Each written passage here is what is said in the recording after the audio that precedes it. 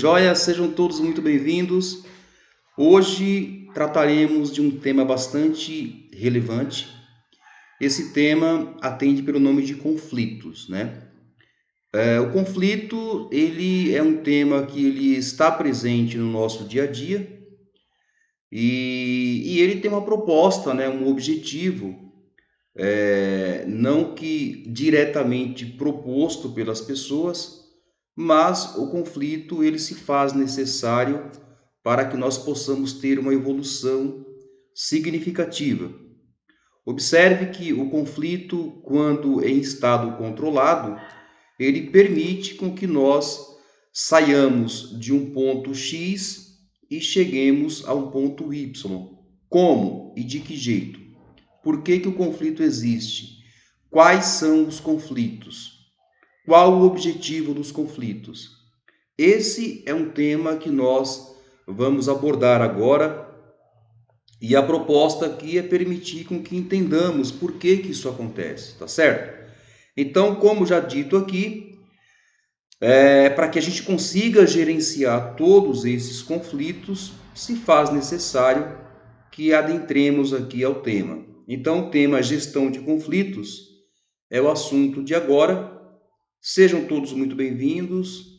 De antemão, já convido a você a arrastar aquela cadeira, sentar e viajar conosco, tá bom? Muito bem. Gestão de conflitos, um desafio diário. Por que a gestão de conflitos é um desafio diário? Primeiro, porque nós estamos lidando com pessoas. Cada pessoa enxerga o mundo de uma janela diferente. Cada pessoa se posiciona na sociedade de uma forma diferente. A pergunta que fica é: isso é bom ou é ruim? Olha, eu vou dizer para você que se nós pensássemos exatamente iguais, seria muito chato. E a razão pela qual aqui estamos é para tentar compreender o porquê que isso ocorre, né? Evidentemente que a abordagem aqui ela está totalmente ancorada em uma linha mais pluralizada, isto é, em um foco muito voltado para o coletivo. Como está de conhecimento de todos, aqui a gente costuma abordar os assuntos que estão muito relacionados ao mundo corporativo. No entanto, vale destacar que as nossas ações individuais, elas repercutem diretamente no coletivo, isto é, elas repercutem exatamente no convívio da sociedade como um todo. Então, um desafio diário, sim. Por quê? Porque todos os dias a gente precisa conviver com essas diferenças, mas, sobretudo, de tentar entender e de tentar se ajustar em um ambiente onde pessoas pensam de forma diferente. Tudo bem? Tudo jóia? Sejam todos muito bem-vindos mais uma vez e vamos ao nosso tema principal. Por que gestão de conflito, né? Antes de mais nada, é importante que nós entendamos, né, o que efetivamente é conflito, né? Então vamos tentar buscar aqui uma definição de uma ordem mais objetiva e prática, tá certo? Bom, conflito nada mais é do que quando pessoas de pensamentos com pensamentos diferentes almejam algum objetivo que não é o mesmo preterido pela outra parte, né? Em outras palavras, é quando há uma competição por algo que você está buscando naquele momento, mas que não é exatamente o mesmo pensamento de uma outra pessoa. E por que é importante que a gente faça a gestão do conflito? Essa mediação. É isso que a gente vai entender. Entrando em uma ordem um pouco mais acadêmica aqui, né? O Burbidge ele fala que a gestão de que o conflito defende que o conflito são naturais e em muitos casos necessários. São o motor que impulsiona as mudanças. No entanto, muitos conflitos são desnecessários e destroem valores, causando prejuízo para as empresas e pessoas que nela trabalham. O principal desafio dos gestores é identificar os produtivos e os contraprodutivos, visando sempre gerenciá-los. O que ele está dizendo aqui, em linhas gerais, é que o conflito ele se faz necessário para que nós saiamos da nossa zona de conforto. No entanto, quando esse conflito ele passa a ter uma conotação mais excessiva, esse conflito ele passa a ser prejudicial para os objetivos da empresa. Ou seja, é aquela pessoa chata, aquela pessoa que implica por tudo, aquela pessoa que cria uma situação problema em tudo. E desta forma, ela não permite com que a empresa consiga atingir os seus objetivos e que ela consiga andar no passo que seria necessário. Tá tranquilo? Tudo bem? Muito bem. Quais são os tipos de conflitos que existem, né? E por que eles existem? Então é importante que nós entendamos as razões pelas quais eles existem, né? Para que a gente tenha a capacidade de fazer uma gestão muito mais assertiva, né? Bom, vamos lá. Para o Chiavenato, existem vários tipos de conflito. Na visão dele, o conflito interno e o conflito externo. E aqui ele explica o interno, ou o intrapessoal envolve dilemas de ordem pessoal e o externo envolve níveis como interpessoal, intragrupal, intergrupal e intraorganizacional. E além do mais, tem o interorganizacional. Enfim, eu vou explicar isso um pouco mais à frente, mas é para que nós possamos ter uma dimensão muito maior. Quando fala em conflito interno, né, conflito interpessoal, entenda que é tudo que está relacionado ao eu, a você, né? Então vamos contextualizar um pouco aqui mais. Olha só, relacionamento interpessoal é um conceito de âmbito da sociologia e psicologia que significa uma relação entre o quê? Duas pessoas ou mais. Então, se você convive em um grupo, seja de mais de uma pessoa, então significa dizer que esta relação ela é interpessoal, porque ela tem mais pessoas alocadas na sua célula de convivência. Tudo bem? O intragrupal é algo encontrado no interior de um grupo, elementos internos pertencente a um grupo, ok? Que mais aqui? Que se realiza ou se situa dentro de uma organização. Então, esse aqui, no caso, está voltado para o intra-organizacional. Então, são aqueles elementos que a gente costuma colocar como sendo elementos que compõem uma célula, que compõem uma empresa, né? Que compõem uma organização. Esses são dados como o intra-organizacional, ok?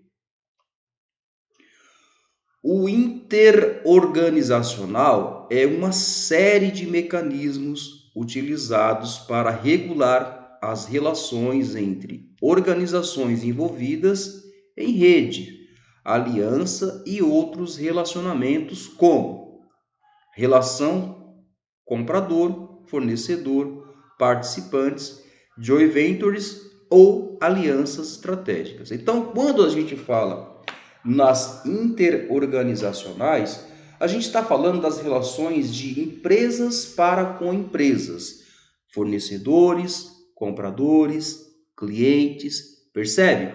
São organizações que elas se multiplicam em prol do próprio negócio. Então, elas vão muito mais além das relações de pessoas que estão efetivamente mais próximas, né? Mais conectadas, mais dia a dia, mais ligadas. Muito embora essa relação ela possa ser, e ela também é, uma relação de dia a dia. A única diferença é que quando você trabalha em uma empresa e você tem essa conectividade com outras empresas que compõem o teu negócio, vale destacar que tem uma coisa que vai diferenciar da empresa que você trabalha, que atende pelo nome de cultura organizacional. Ou seja, eu posso ser parceiro de várias empresas que compõem meu negócio, no entanto, eu vou preservar a cultura da minha própria empresa. Deu para entender? Tá mais ou menos claro? Perfeito. Bora para o próximo passo aqui, né? O que diz aqui o conceito da evolução? Segundo aqui o Robbins, né, faz algumas abordagens sobre o conceito de conflito na visão tradicional das relações humanas e a visão interacionista, né? Porque quando fala em visão tradicional, você já subentende que é aquela visão mais conceitual, né? Uma visão mais antiga, né? Quando você fala em visão interacionista, nós estamos falando em uma visão que ela está um pouco mais à frente, ela tem uma linha de abordagem muito mais desenvolvida, né? Muito mais conceituada na questão de evolução. Tudo bem? Tá tranquilo? Então, bora entender um pouquinho aqui, né, o que diz a visão tradicional, tá? Segundo a visão tradicional, ela fala o seguinte, olha, essa abordagem dizia que todo conflito era ruim e que, portanto, deveria ser evitado. O conflito era visto como uma disfunção resultante de falhas de comunicação, falta de abertura e de confiança entre as pessoas. É um fracasso dos líderes em entender as necessidades e as aspirações de suas equipes. Então, na visão um pouco mais antiga, ele afirmava que os líderes eles não tinham nenhum tipo de gestão, de capacidade de administrar esses conflitos e era transmitido a eles a responsabilidade de não atingir tal objetivo, tá? Isso lá na visão antiga. Vamos avançar um pouquinho mais para ver o que diz aqui a visão das relações humanas. Olha o que fala. Esse tipo defende o conflito. É uma consequência natural e inevitável em qualquer organização, o que nem sempre se refere a algo ruim e pode ter o potencial de ser uma força positiva na determinação de desempenho do grupo. Então, note que aqui nós já caminhamos um passo onde o que lá atrás era dado como ruim, ou seja, o conflito na visão tradicional era dado como ruim, aqui na visão das relações humanas, eles já entendem como mediano, né? Já começaram a enxergar que os conflitos eles são necessários para que a empresa, né, para que as pessoas consigam sair da sua zona de conforto e desta maneira dar um passo à frente. Vamos caminhar só mais um pouquinho na visão interacionista, né? A visão interacionista nada mais é do que a visão contemporânea, isto é, a visão de momento, é o que o mercado enxerga de momento, ok?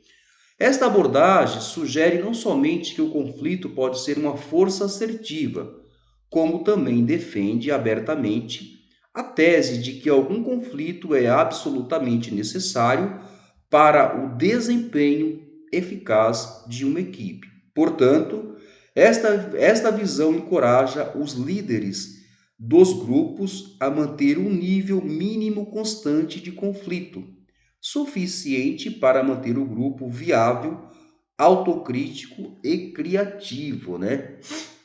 Então, traduzindo isso em palavras mais simples, significa dizer o seguinte, que os líderes, né, isto é, os líderes que, se bem treinados, se tiverem uma visão mais aberta, uma visão mais horizontalizada do mundo, é até natural que eles façam uma provocação no sentido de trazer dos seus colaboradores críticas. E aí, quando a gente fala em críticas, a gente está falando em críticas construtivas. O que é crítica construtiva? É quando eu enxergo o problema e eu apresento uma solução e eu aponto um caminho, tá certo? Porque a crítica por crítica somente para falar que está ruim, ela é uma opinião de ordem própria. E essa opinião de ordem própria, a nós não interessa, né? O que é importante entender é que em um ambiente de constante evolução, se faz necessário que as pessoas que, ao levantarem a mão e que identificarem o problema, mas que também tragam e apresentem uma solução para aquele possível problema, tá certo? Então, na visão interacionista, que é uma visão que está absolutamente contextualizada com o mundo contemporâneo, ela tem como principal objetivo trazer pessoas que sejam autocríticas, mas que também permita com que essa sua criatividade na crítica traga algo que seja favorável para o ambiente do qual aqui estamos discutindo. Tudo bem? Tranquilos? Beleza? Vamos para o próximo passo? Muito bem. Quais as principais fontes geradoras de conflito? Ou seja, além das anteriores citadas, existem outros tipos que podem ser quais, né? Por que eles existem? Vamos lá, vamos entender. Olha só, o primeiro aqui é a competição entre colaboradores. Eu posso ter colaboradores que têm o mesmo perfil, né? Alguns com o mesmo perfil de liderança, até em excesso, outros não tanto. Uns podem brigar ou podem ter esse conflito pelo espaço, por exemplo, pode ter esse conflito por um destaque, né? Ou algo do tipo. E outros não, você tem várias situações, tá certo? 2, recursos escassos, né? Ou seja, a empresa não consegue oferecer exatamente aquilo que os funcionários, né, os colaboradores necessitam para desempenhar a sua função, e dessa forma existe uma competição muito agressiva nesse sentido de ver quem vai ter a melhor opção aí de repente ficar com a melhor situação, né? O terceiro aqui, ó, mudanças extremas acompanhadas por tensões, ansiedade e medo, né?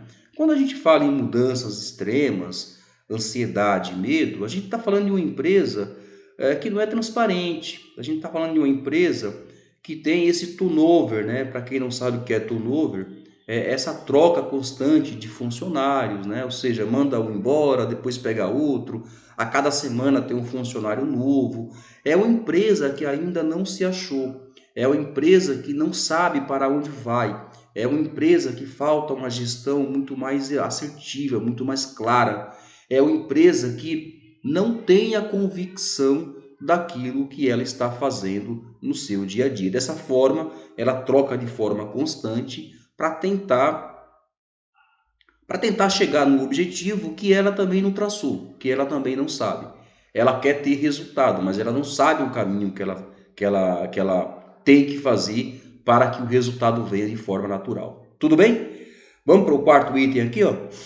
Luta pelo poder, tá? Isso aqui é muito comum, né? Então, assim, aonde você tem um ambiente, aonde você não tem uma direção, onde todo mundo manda, acontece exatamente isso, né? Então, assim, as pessoas elas se sentem no direito, elas se sentem na obrigação de achar que elas mandam, enquanto que na realidade isso deveria ser colocado de cima para baixo, ou seja, a direção dessas empresas precisa deixar muito claro as regras, né, de como que funciona, qual que é o princípio hierárquico, né, e de colocar que ali é uma empresa que tem como objetivo dar as oportunidades, mas de uma maneira que seja muito clara, muito transparente e deixando muito claro que as pessoas que ali trabalham elas terão a oportunidade e que no momento exato essa oportunidade vai se apresentar. Legal? Vamos parar aqui para o quinto, né? A necessidade de status. Tem pessoas que têm essa necessidade de, de se sobressair, sabe? De sobrepor, de achar que ela realmente é a que manda, né? olha, eu posso, sabe? É um pensamento muito pequeno, né? Um pensamento muito medíocre, né? E quando eu falo em mediocridade, eu estou falando em pessoas medianas, pessoas que não conseguem ter uma visão mais expansiva do mundo e de compreender que o mundo é muito maior do que elas, e de que elas precisam sim ter a humildade de reconhecer que elas, em alguma situação, elas precisam aprender, né? Elas precisam melhorar. Todos nós temos dificuldades, todos nós temos deficiências. Nós não conseguimos ser bom em tudo. Em algumas coisas nós seremos excelentes, já em outras coisas precisamos sim melhorar e melhorar sempre, ok? 6. Desejo de êxito econômico. Então, assim, eu preciso me sobressair para que eu consiga ampliar a minha renda, para que eu consiga ganhar mais. Então, tem que ter-se muito cuidado nesse sentido para não misturar a ambição com aquela coisa de você conseguir aumento a todo custo, né? Ou seja, eu preciso evoluir, mas para que eu tenha uma evolução, não há a necessidade de eu pisar em alguém. Eu posso fazer essa transição de uma maneira muito mais objetiva, mas que eu não precise pisar em ninguém, que eu faça isso de uma forma absolutamente natural e com base em uma única coisa que atende pelo nome de competência. Competência e habilidades. No instante em que eu apresentar esses dois elementos, a consequência de ganhar mais passa a ser muito maior, ok? 7. Exploração e manipulação. Há pessoas que, infelizmente, elas se sentem tomadas pelo poder, né?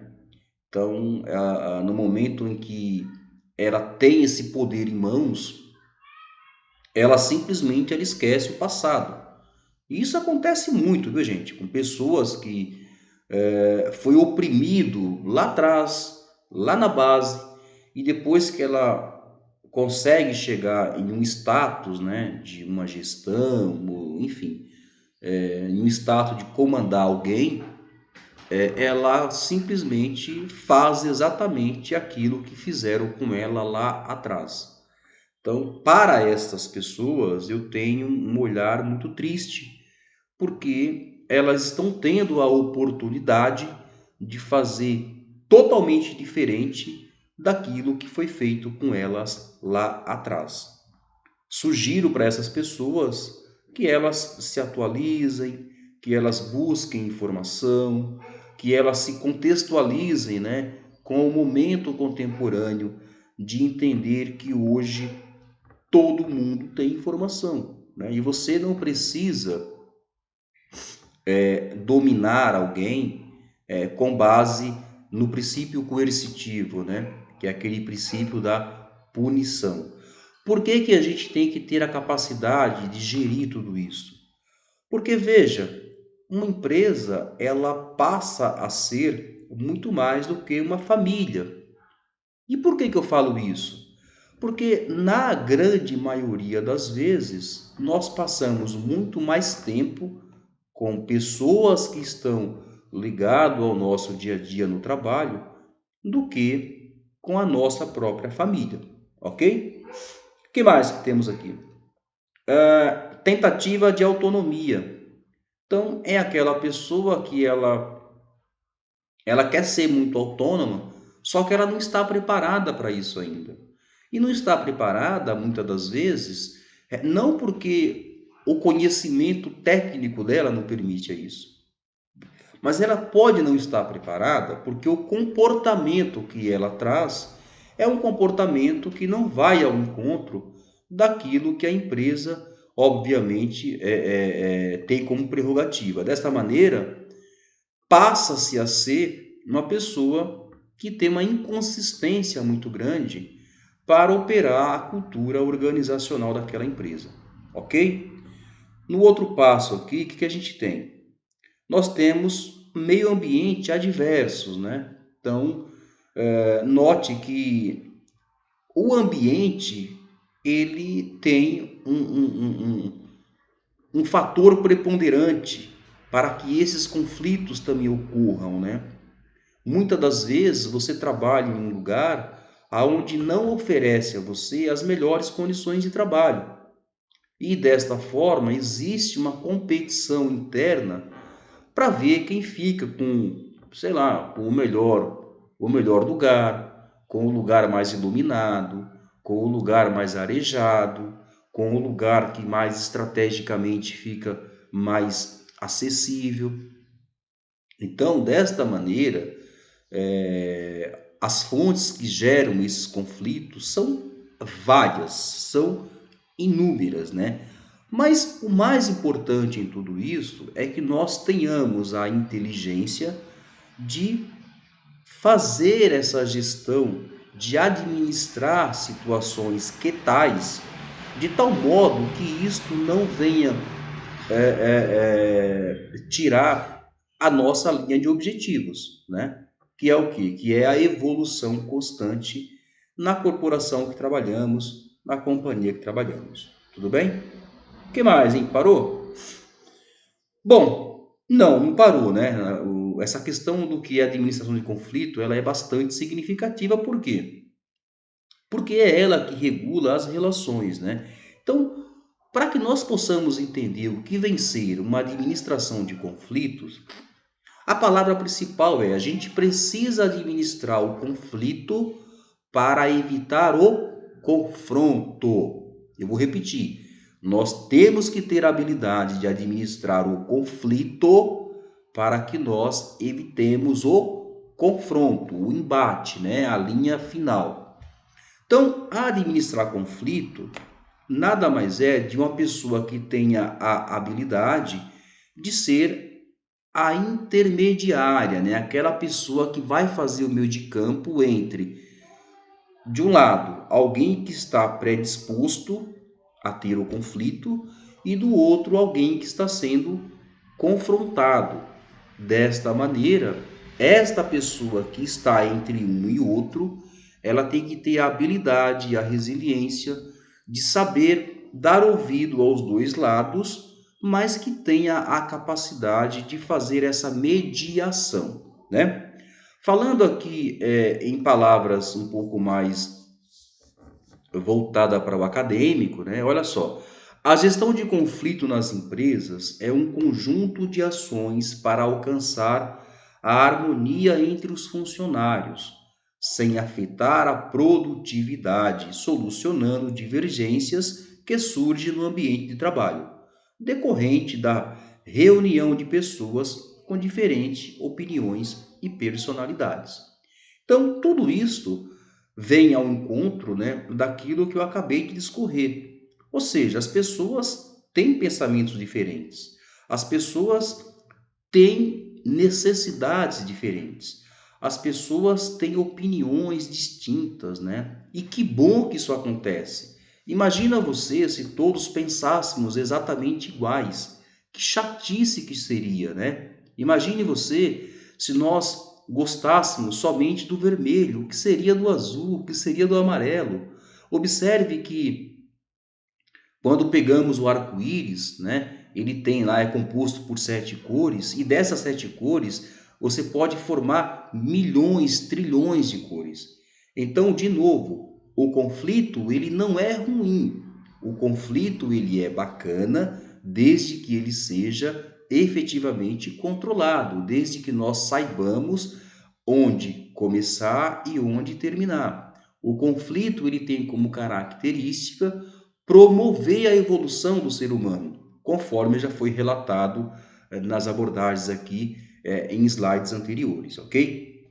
Muito bem, aqui vai as 9 dicas para lidar com a gestão de conflito no ambiente de trabalho, né? Então é importante aqui destacar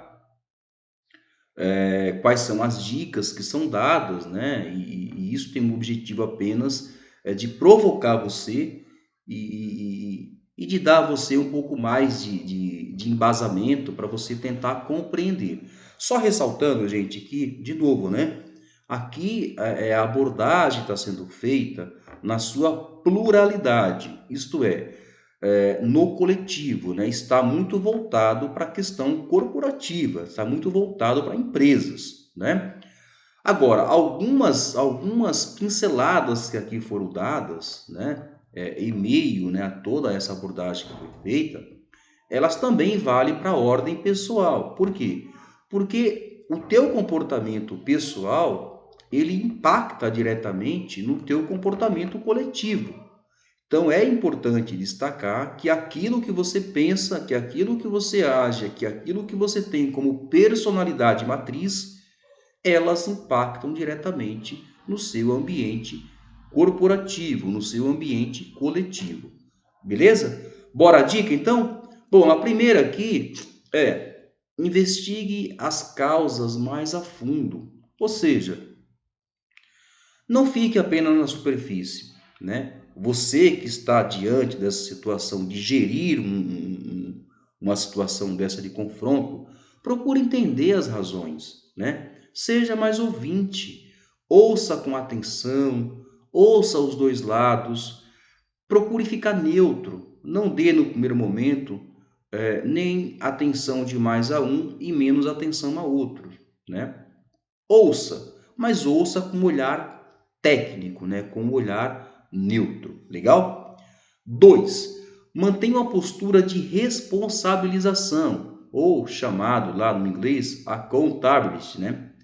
Ou seja, o que é a responsabilização? Existe uma coisa por nome de responsabilidade e uma outra por nome de responsabilização. Eu vou dar para você um exemplo. É de sua responsabilidade cuidar do seu filho menor de idade. Se algo acontecer com o seu filho maior de idade e fique comprovado que foi uma falta de ação por parte sua, você será o que? Responsabilizado. Ou seja, você será punido por algo que você deixou de fazer. Então, quando fala em responsabilização, então eu fiz a investigação mais a fundo e eu identifiquei que naquele conflito tal pessoa se excedeu, tal pessoa ultrapassou a norma, tal pessoa fez algo que não estava de acordo. Desta maneira, eu vou fazer a correção, mas eu não vou deixar de aplicar a responsabilização àquela pessoa que provocou toda essa situação. Número 3 aqui, ó. Incentive feedbacks direto, né? O que é o feedback? Feedback nada mais é do que a resposta, né? Então eu vou dar uma resposta para tal ação de tal funcionário, mas direto, eu vou falar para ele isso no meio de todo mundo? Não. Eu vou chamar ele de canto, amigão, vem cá, olha, é o seguinte, a ação que você fez hoje, ela não é legal. Olha, você pode melhorar aqui. Olha, você tem que melhorar ali. Ó, nesse sentido você foi perfeito. Parabéns, é isso mesmo. Os feedbacks, eles podem ser positivo e podem ser negativo. E também tem os feedbacks que são misto, né? Aonde eu aponto um possível problema e aonde eu aponto uma possível solução. Onde eu aponto uma qualidade que a pessoa fez e onde eu aponto um defeito que a pessoa fez, né? Essa pessoa precisa entender isso para quê? Para que ela consiga se ajustar no ambiente que ela está e desta maneira ela ser direcionada aos propósitos da empresa. Poderia dizer a você que você faria um trabalho de coach, né? Onde você direciona a carreira de alguém ou o comportamento de alguém. Tudo bem? 4. Procure resolver todas as questões. Isto é, não deixe nada de aberto. Se a pessoa levantou a mão, se houve essa geração de conflito, é porque houve problemas de um lado e do outro. Então, sane os problemas. Se for o caso, estabeleça. Se não tem regras, crie. Mas não deixe a coisa correr livre. Por quê? Porque ao fazer isto, a leitura que os teus funcionários ou os teus liderados vão ter é de que eu posso fazer tudo. É de que aqui não tem regras.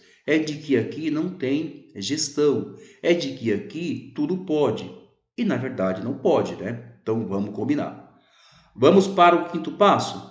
Permita que os profissionais tenham uma pausa para se acalmar. Então não vai adiantar você chegar no meio de um conflito maluco e querer resolver tudo em 5 minutos, tá certo? Preferencialmente, faça isso, mas dê tempo. Permita com que essas pessoas saiam, vai tomar um café, ou você pode marcar uma reunião futura para falar sobre o tema, né? Mas não esqueça, se o conflito existiu, é porque houve o princípio, é porque houve a provocação. Se houve a provocação, faça o quê? Investigue a causa mais a fundo. Por que não aconteceu à toa? Tudo bem? Passo 6 aqui, ó. Invista em uma boa comunicação. Veja, a comunicação, gente, ela é tudo na nossa vida. Então, veja, se eu não tenho as regras claras, se eu não tenho o planejamento daquilo que vou fazer, se eu não tenho a clareza na informação, vai ficar a sensação de que eu posso fazer tudo. Vai ficar a sensação de que tudo é normal, enquanto que, na realidade, sabemos que não, né? Então, seja eficiente na comunicação. Transmita com clareza, com objetividade, deixe muito claro o que pode, o que não pode.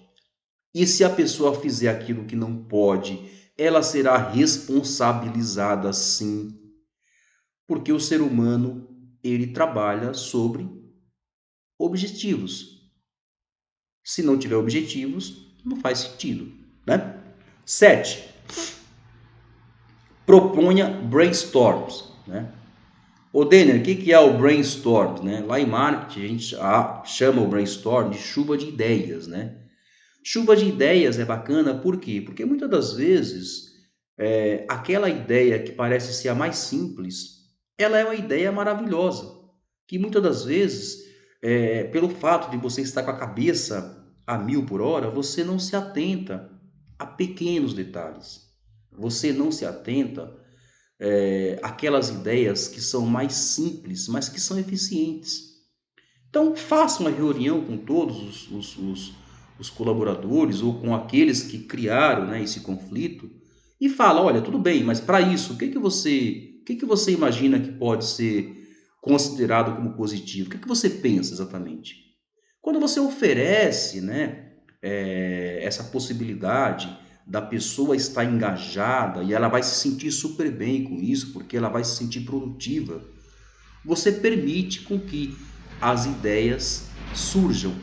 Cabe a você filtrá-las e naturalmente pegar as melhores e implantar na sua gestão. Tudo bem? Vamos para 8 aqui, ó. Saiba lidar com as rivalidades na empresa. De novo, né? Tem pessoas de comportamentos mais calmos, pessoas de comportamentos mais agitados, pessoas que são mais medianas, pessoas que são rivais, seja na liderança, seja por uma disputa, né? Então, identifique essas pessoas. E ao identificar, seja coerente. Use as palavras, use a informação que essa pessoa entenda.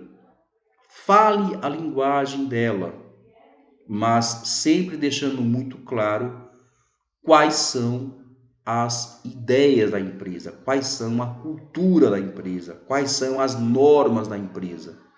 E cabe a essa pessoa, sim, se ajustar a essa norma, a essas normas e à cultura, principalmente. 9.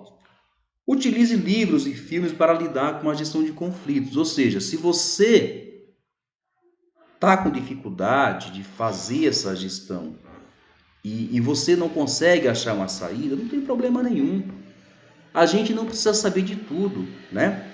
A gente simplesmente aprende todos os dias. Deixa eu contar para você aqui uma historinha rapidinho do conceito de aprendizagem. Há uns anos atrás, eu não sei se algum de vocês vão lembrar, nas universidades existia, na sala de aula, existia uma coisa por nome de tablado, né? O tablado é aquele espaço, geralmente fica do lado da lousa, que ele é mais elevado, né? E lá atrás, o conceito desse tablado é o professor, ele é o centro do conhecimento, ele está acima de todos e, portanto, aqui ele fala e você escuta. Esse era o conceito que tinha-se lá atrás, lá no século passado, né? Hoje, esse mesmo tablado, ele tem uma única função. É que você fique na parte mais alta, mas que esse ficar alto, ele tem uma proposta de que a tua voz consiga chegar até o fim da sala. E dessa forma, o processo de comunicação seja muito mais claro, muito mais objetivo, ok? O professor hoje, ele nada mais é do que o intermediador de conhecimento. Ele não é o detentor de todos os conhecimentos. Algumas coisas ele sabe, outras coisas ele não sabe, ele aprende. E a proposta aqui desse nosso bate-papo é trocar essa ideia, né? É passar para você de uma maneira muito mais filtrada, né? Muito mais objetiva.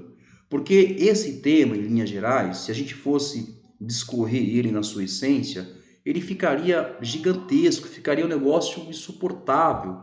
E a minha proposta, ao discorrer sobre esse tema, é de tentar facilitar de tal forma que seja compreensível a todos. A ideia efetiva é exatamente essa, legal? Então eu espero que realmente a gente tenha conseguido passar para você essa informação, porque é esta a proposta, foi esta a ideia de que nós pudéssemos aqui, nesse pequeno tempo, falar um pouco sobre a gestão de conflitos, que é um assunto que é bastante interessante e que tem como proposta principal nos colocar na linha de pensamento sempre, tá certo? Muito bem, queridos, chegamos aqui a mais um fim. Eu gostaria muito de finalizar aqui com uma frase que eu acho muito legal, né? Essa frase ela é do Burbage, está lá no início da nossa fala, que ele fala o seguinte, né? Ele defende que os conflitos são naturais e, em muitos casos, necessários. De novo, né? São o motor que impulsiona as mudanças. No entanto, muitos conflitos são desnecessários e destroem valores, causando prejuízo para as empresas e pessoas que nela trabalham. O principal desafio dos gestores é identificar os produtivos e os contraprodutivos, visando sempre gerenciá-lo. De novo, né, aqui ele destaca, você tem que entender quem está com uma proposta que está gerando conflito, mas que tem uma perspectiva de crescimento, e aquele que está gerando conflito, mas que não apresenta absolutamente nada. Esse que não apresenta nada tem que ficar fora, ao passo que aquele que apresenta tem que continuar. De novo, a gestão de conflito define um grupo, desafio do mundo corporativo, né, por Anna Burbage. Isto é uma indicação de um livro, né, que aliás foi o tema de embasamento desse tema, desse assunto, que se você tiver a oportunidade de ver ou de ler, seria bem bacana. Então, Gestão de Conflitos é o livro, e se você tiver interesse e de repente quiser dar uma olhada, certamente vai te ajudar bastante, tá certo? No mais, é isso. Muito obrigado pela sua atenção. Se você ficou até aqui, significa dizer que você é uma pessoa extremamente conectada, uma pessoa que está muito ancorado com as propostas contemporâneas. De antemão já peço que você meta o dedo no botão aí, já deixa aquele joinha pra gente, que faça essa divulgação para nós, que transmita essa informação para outras pessoas, que divulgue isso em suas redes sociais, ok? No mais é isso, agradeço pela sua valiosa atenção e espero que em breve nos vejamos com um outro tema bastante relevante, tanto quanto o que aqui foi abordado, ok? Forte abraço a você, Tenha uma excelente semana e até breve.